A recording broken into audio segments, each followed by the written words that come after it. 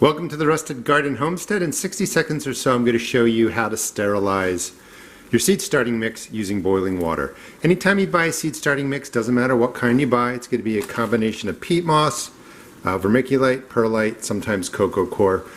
It's going to have fungus gnat eggs in there most likely. They can take a nice freeze. If they're products that have been sitting outside and you buy them in stores, you're going to have fungus gnat eggs. If you want to get rid of them, you need to sterilize the starting mix.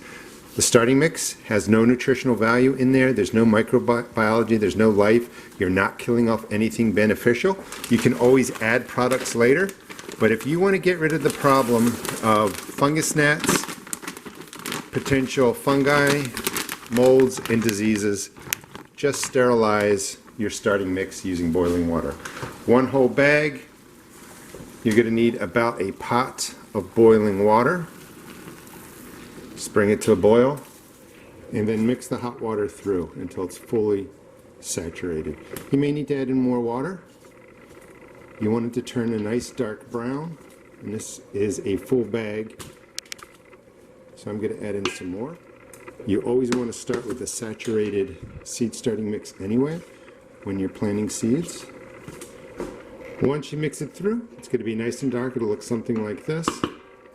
You want to drop some foil over it, keep the heat and the steam in. Really packing it down and pressing it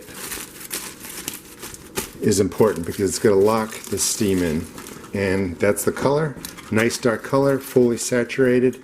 And again, you just let it cool down. Watch the steam come out when I move it. That is plenty hot enough to kill off any kind of life in there that's going to cause problems for you. You can also do this in the microwave, you can do it in the oven, and I'll be doing 60-second or so videos showing you how to do that. Thanks for watching.